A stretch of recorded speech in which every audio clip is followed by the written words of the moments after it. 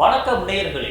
2024 நாடாளுமன்ற தேர்தலின் போது தனக்கு விவசாய சின்னம் மறுக்கப்பட்டதை தொடர்ந்து புலி சின்னம் கேட்டபோது தேசிய விலங்கை கொடுக்க முடியாது என்று தேர்தல் ஆணையம் மறுக்க உச்சகட்ட கோபத்தில் பாஜகவுக்கு எப்படி தேசிய மலரை கொடுத்தீர்கள், தாமரை சின்னத்திற்கு எதிராக வழக்கு தொடர்வேன் என்று சீறினார் திரு சீமான். ஆனால் இது நாள் வரை அதை பற்றி திரு சீமான் அவர்கள் பேசவில்லை. இது குறித்து இந்த தொகுப்பில் பார்க்கலாம்.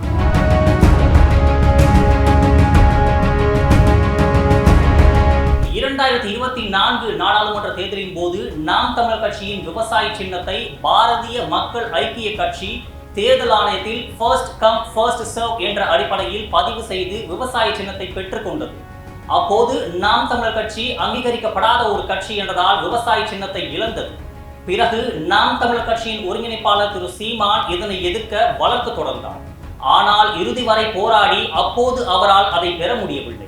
விவசாய சின்னம் வேணும்னா எங்களோடு கூட்டணிக்கு வர வேண்டும் என்று பாரதிய மக்கள் ஐக்கிய கட்சி நெருக்கடி கொடுத்தது.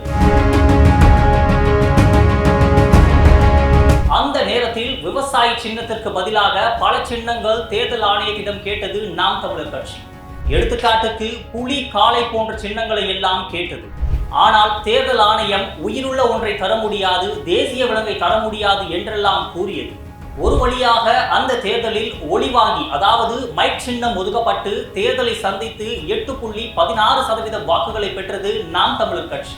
ஆனால் அன்றைய தினம் செய்தியாளர்களுக்கு பேட்டியளித்த நாம் தமிழர் கட்சியின் ஒருங்கிணைப்பாளர் திரு சீமான் ஒரு எச்சரிக்கையை விடுத்தார். நான் புலி சின்னம் கேட்டபோது அது தேசிய விலங்கு தர முடியாது என்கிறார்கள்.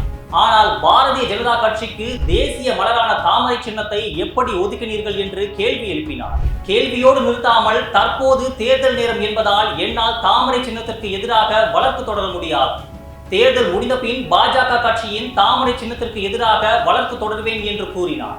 ஆனால் தேர்தல் முடிந்த பின் இது நாள் வரை அதை பற்றி திரு சீமான் அவர்கள் பேசவில்லை.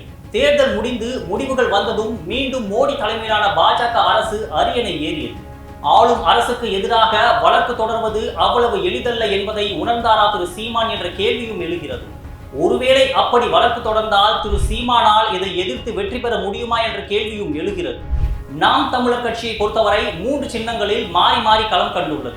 2016 இரட்டை மெழுகுவர்த்தி சின்னம், 2019 மற்றும் 21 தேர்தலில் கரும்பு விவசாய சின்னம், 2024 ஒளிவாங்கி சின்னம் என்று 3 சின்னங்களில் போட்டியிட்டிருக்கார். கடந்த நாடாளுமன்ற தேர்தலில் 8% வாக்குகளை பெற்று மாநில கட்சியாக அங்கீகாரம் பெற்று தங்களுக்கு என்ன சின்னம் வேண்டுமோ அதனை வரைந்து தேர்தல் ஆணையத்திடம் கொடுத்து ஏற்கலப்பையுடன் விவசாயி நிற்பது போல் ஒரு சின்னத்தை பெற்றது. ஒவ்வொரு சின்னத்திலும் போட்டி போட்டு திரு சீமான் அவர்கள் 1, 4, 6.5, 8 என்று வாக்கு சதவிகிதத்தில் வளர்ச்சியை கண்டார். தற்போது நிரந்தர சின்னம் நாம் தமிழர் கட்சிக்கு கிடைத்துள்ளது. ஆனால் விஜயின் வருகையால் வாக்கு வங்கியில் சிக்கல் இருப்பதாக சில அரசியல் விமர்சகர்கள் கணிக்கிறார்கள். தனக்கு சின்னம் பறிபோனதற்கு பாஜக தான் முக்கிய காரணம் என்று சீமான் கூறி வந்தார். ஆனால் பாஜகவின் பி டீம் நாம் தமிழர் என்றெல்லாம் சமூக வலைதளங்களில் பரப்பப்பட்டது. இதனை உடைக்க அடுத்த ஆண்டு தேர்தலுக்குள் பாஜகவின் தாமரை சின்னத்திற்கு எதிராக சொன்னதை செய்து பாஜகவிற்கு தான் சந்தித்த நெருக்கடியை கொடுப்பாரா என்ற கேள்வியும் எழுகிறது.